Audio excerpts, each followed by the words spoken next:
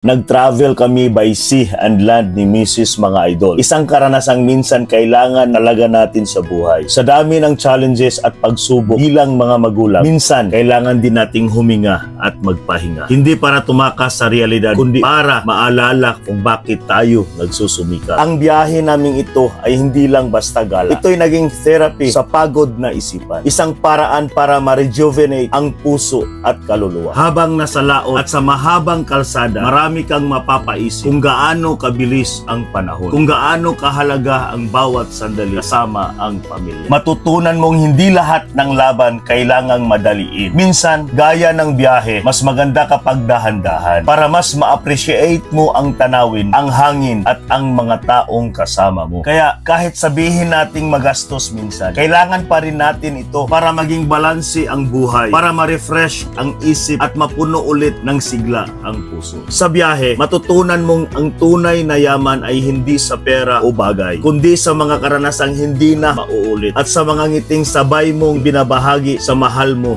sa buhay.